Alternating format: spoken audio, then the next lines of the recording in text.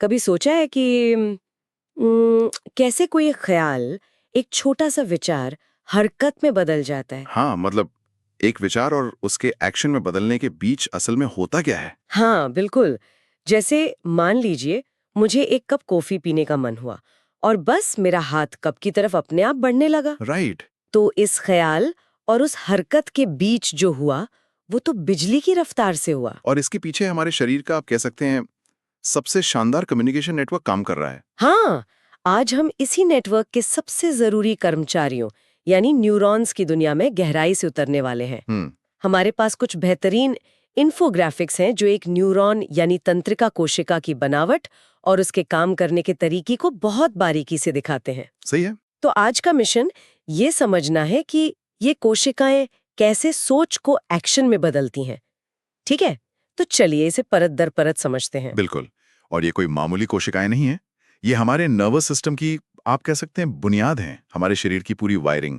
Wiring सही शब्द है। इसमें आकर्षक बात यह है कि ये कोशिकाएं ही हमारे विचारों, यादों और हरकतों का आधार हैं। और मैंने सुना है कि ये बहुत लंबी भी हो सकती हैं। हाँ, मजे की बात यह है कि कुछ न्यूरॉन्स, जैसे जो हमारी रीढ़ की हड्डी से पैर के अंगूठे तक सिग्नल ले जाते हैं, वो 1 मीटर से भी ज्यादा लंबे हो सकते हैं। 1 मीटर मतलब एक अकेली कोशिका जो हमारे शरीर की लगभग आधी लंबाई की हो सकती है, जी। वो एक सिंगल सुपरफास्ट डेटा केबल की तरह काम कर रही है। ये तो कमाल है ना? तो अगर ये एक सूचना केंद्र है, तो इसके अलग-अलग हिस्से क्या हैं? मतलब जानकारी आती कहाँ से है और जाती कहाँ है? बहुत अच्छा सवाल है। चलिए इसके डिजाइन को देखते हैं। किसी भी न्यूरॉन का पहला हिस्सा होता है डेंड्राइट्स। डेंड्राइट्स। हमारे इन्फोग्राफिक्स में ये पेड़ की पतली शाखाओं की तरह दिखते हैं। हाँ, दिख रहे हैं। आप इन्हें न्यूरॉन का एंटीना या इनबॉक्स समझ सकती हैं। इनका काम है अपने आसपास के हजारों दूसरे न्यूरॉन से सिग्नल पकड़ना। हजारों न्यूरॉन से एक साथ। हाँ, हजारों से सिग्नल पकड़ना और इकट्ठा करना। तो ये सारे सिग्नल डेंड्राइट्स में आ गए, एक एंटीना की तरह। लेकिन इसके बाद क्या होता है? क्या ये सारे सिग्नल सीधे आगे भेज दिए जाते हैं या कोई फिल्टर या मैनेजर भी होता है? यहीं पे न्यूरॉन का दूसरा हिस्सा, जिसे सेल बॉडी या सोमा कहते हैं, वो काम आता है। Okay, cell body. ये न्यूरॉन का कंट्रोल सेंटर या प्रोसेसर है। डेंड्राइट से आए सभी सिग्नल यहाँ जमा होते हैं। हम्म। और सेल बॉडी का काम सिर्फ संकेतों को आगे बढ़ाना नहीं है, बल्कि उन्हें संसाधित करना है। संसाधित करना मतलब ये फैसला लेता है? एक तरह से हाँ। देखिए, एक न्यूरॉन को एक ही समय में कई तरह के सिग्नल मिल सकते हैं। अच्छा। कुछ कहते हैं एक्टिवेट हो जाओ और कुछ कहते हैं शांत रहो। ओके। सेल बॉडी इन सभी सिग्नलों को जोड़ती है, उनका वजन करती है, और अगर कुल मिलाकर एक्टिवेट होने का सिग्नल ज्यादा मजबूत होता है, तभी वो मैसेज को आगे भेजने का फैसला करती है। समझ गई। अगर हम इसे बड़ी तस्वीर से जोड़कर देखें तो यहीं पर सेल ये तय करता है कि कौन सा संदेश इतना महत्वपूर्ण है कि उसे आगे बढ़ाया जाए। तो ये एक बहुत ही स्मार्ट फिल्टरिंग सिस्टम है। हम्म। अच्छा, तो जब सेल बॉडी फैसला कर लेती है कि हाँ, ये मैसेज जरूरी है और इसे आगे भेजना है, तब क्या होता है? सिग्नल को लंबी दूरी तक भेजना पड़ता होगा, वो भी तेजी से। बिल्कुल। और यहीं पर न्यूरॉन का सबसे लंबा हिस्सा एक्सॉन काम आता है। एक्सॉन। एक्सॉन को एक लंबी ट्रांसमिशन केबल की तरह समझें। यह एक पतला फाइबर है जो सेल बॉडी के फैसले को, यानी उस विद्युत आवेग को लेकर दूर अगले न्यूरॉन या मांसपेशी तक जाता है। एक केबल की तरह, जैसे हमारे घरों में बिजली के तार होते हैं। हाँ। उन तारों पर प्लास्टिक की इंसुलेशन होती है ताकि करंट लीक ना हो और तेजी से आगे बढ़े। क्या एक्सॉन के पास भी ऐसा कुछ होता है? अरे, आपने बिल्कुल सही नस पकड़ी है। अच्छा। एक्सॉन के ऊपर भी एक खास इंसुलेटिंग परत होती है, जिसे मायलिन शीथ कहते हैं। यह एक फैटी लेयर है जो हमारे स्रोतों के मुताबिक श्वान कोशिकाएं बनाती हैं। Myelin sheath? इसका काम ठीक वैसा ही है जैसा बिजली के तार पर प्लास्टिक की कोटिंग का होता है। सिग्नल को लीक होने से बचाना और उसकी रफ्तार को 100 गुना तक बढ़ा देना। 100 गुना? ये तो बहुत ज्यादा है। जी, लेकिन इन्फोग्राफिक्स में मैं देख रही हूँ कि ये माइलिन शीथ पूरी केबल पर एक जैसी नहीं है। बीच-बीच में छोटे-छोटे गैप्स दिख रहे हैं। हाँ। क्या ये कोई डिजाइन में कमी है? क्या इन गैप्स में सिग्नल के खो जाने का कोई खतरा नहीं होता? यह सवाल ही इस डिजाइन की खूबसूरती को सामने लाता है। ये गैप्स कोई कमी नहीं, बल्कि एक बहुत ही शानदार इंजीनियरिंग का नमूना है। अच्छा, कैसे? इन गैप्स को नोड्स ऑफ रैनवियर कहते हैं। विद्युत आवेग पूरी केबल पर सीधे चलने के बजाय इन नोड्स पर एक से दूसरे पर कूदता है। कूदता है मतलब वो पूरी केबल ट्रैवल ही नहीं करता? सही समझी आप। वो सिर्फ एक नोड से दूसरे नोड तक छलांग लगाता है। इस कूदने की वजह से सिग्नल की गति बहुत बहुत तेज हो जाती है। वाह। ये हाईवे पर लोकल स्टॉप्स को छोड़कर सीधे एक्सप्रेस लेन में चलने जैसा है। और यहीं से हमें शायद ये भी समझ आता है कि जब चीजें गलत होती हैं तो क्या होता है। बिल्कुल। तो इसका बीमारियों से क्या लेना देना है? देखिए, जब ये माइलिन शीथ क्षतिग्रस्त हो जाती है, जैसे कि कुछ न्यूरोलॉजिकल बीमारियों में होता है, तो सिग्नल धीमा हो जाता है या पूरी तरह से रुक जाता है। ओह। स्रोत मोटर न्यूरॉन्स के संदर्भ में बताते हैं कि इस तरह की क्षति से एमियोट्रोफिक लेटरल स्क्लेरोसिस यानी ALS जैसी गंभीर स्थितियां हो सकती हैं, जहां दिमाग से मांसपेशियों तक संदेश पहुंच ही नहीं पाता। मतलब वो सुपरफास्ट हाईवे टूट जाता है? हाँ, ठीक वैसा ही। बाप रे। मतलब ये छोटी सी इंसुलेटिंग परत हमारे हिलने डुलने के लिए इतनी जरूरी है? बहुत ज्यादा। ठीक है। तो सिग्नल एक्सॉन से बिजली की रफ्तार से कूदता हुआ अपने आखिरी पड़ाव यानी एक्सॉन टर्मिनल तक पहुंच गया, लेकिन जैसा कि इन्फोग्राफिक्स में दिख रहा है वो अगले न्यूरॉन को छूता नहीं है, बीच में खाली जगह है। तो सिग्नल इस खाई को कैसे पार करता है? क्या वो हवा में छलांग लगाता है? यहीं पर कहानी में सबसे बड़ा ट्विस्ट आता है। वो क्या? यहाँ आकर कम्युनिकेशन का तरीका ही बदल जाता है। हाँ? अब तक जो सिग्नल बिजली के रूप में दौड़ रहा था, वो अब रासायनिक यानी केमिकल बन जाता है। क्या? हाँ, दो न्यूरॉन्स के बीच के इस जंक्शन को सिनेप्स कहते हैं और उस छोटी सी खाली जगह को सिनेप्टिक क्लेफ्ट। मतलब बिजली केमिकल में बदल जाती है? ये कैसे होता है? होता यह है कि जैसे ही विद्युत आवेग, जिसे एक्शन पोटेंशियल कहते हैं, एक्सॉन टर्मिनल पर पहुंचता है, वो वहां मौजूद कैल्शियम चैनलों के दरवाजे खोल देता है। ओके। कैल्शियम के अंदर आते ही वो छोटी छोटी थैलियों को धक्का देता है, जिन्हें वेसिकल्स कहते हैं। इन थैलियों में खास रसायन भरे होते हैं, जिन्हें न्यूरोट्रांसमीटर कहते हैं। न्यूरोट्रांसमीटर, ये नाम सुना हुआ लगता है। बिल्कुल, ये वही रसायन हैं। कैल्शियम के धक्के से ये थैलियां फट जाती हैं और अपने अंदर के न्यूरोट्रांसमीटर को उस खाली जगह यानी सिनेप्टिक क्लेफ्ट में छोड़ देती हैं। अच्छा। अब ये रसायन तैरकर अगले न्यूरॉन के डेंड्राइट तक पहुंचते हैं, जहां खास तरह के रिसेप्टर्स होते हैं। ताले चाबी की तरह। एकदम सही। ये एक ताले में सही चाबी लगने जैसा है।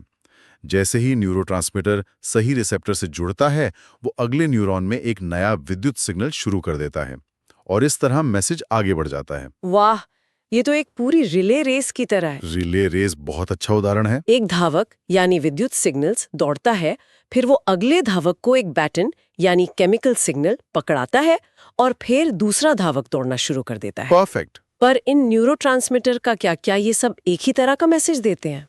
नहीं, और यही बात इसे और भी दिलचस्प बनाती है। ये न्यूरोट्रांसमीटर अलग-अलग तरह के संदेश ले जाते हैं। जैसे? स्रोत कुछ प्रमुख उदाहरण देते हैं, जैसे एसिटाइल कोलाइन, जो मांसपेशियों को सिकुड़ने का आदेश देता है और याददाश्त बनाने में भी मदद करता है। फिर है डोपामाइन, जिसे फील गुड केमिकल भी कहते हैं। ये इनाम, प्रेरणा और गति से जुड़ा है। जब आप कुछ हासिल करती हैं और आपको खुशी होती है, तो वो डोपामाइन का कमाल है। और सेरोटोनिन भी है ना? वो मूड के लिए होता है। बिल्कुल, सेरोटोनिन हमारे मूड को नियंत्रित करने में एक बड़ी भूमिका निभाता है। इसका सही लेवल दुनिया को रंगीन बना सकता है।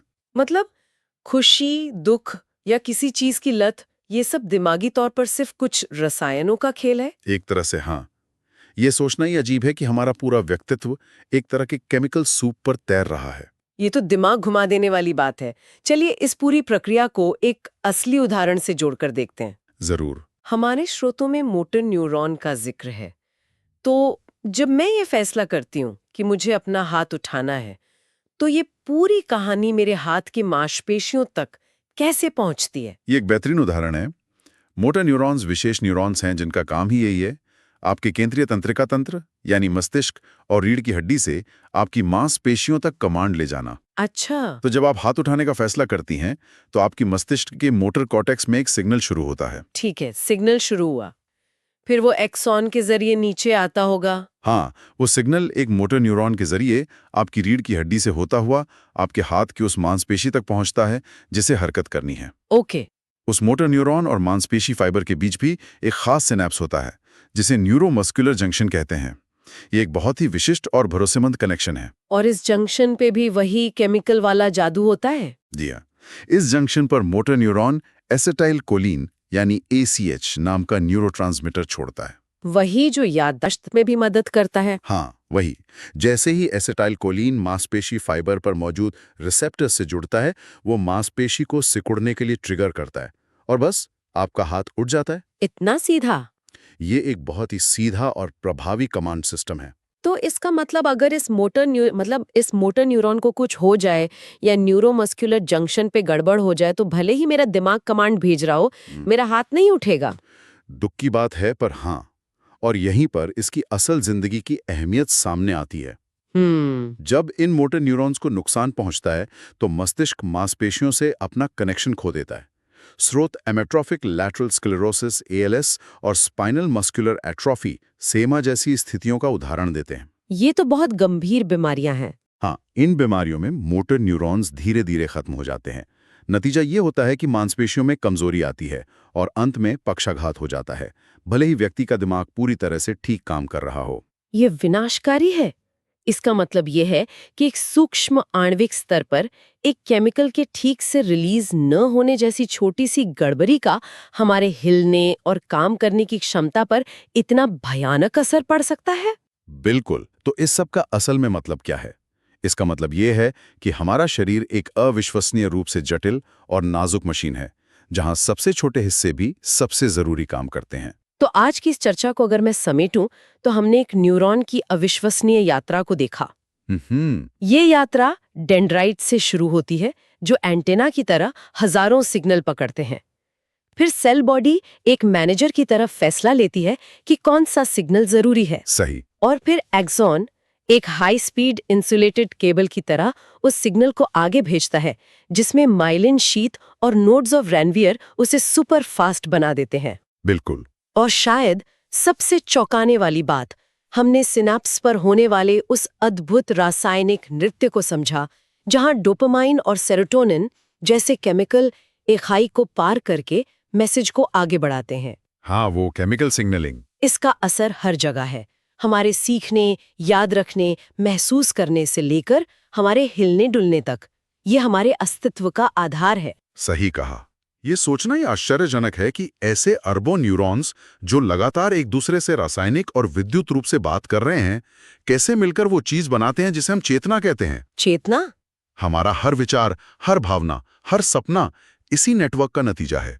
ये प्रकृति की सबसे परिष्कृत सूचना प्रसंस्करण प्रणालियों में से एक है।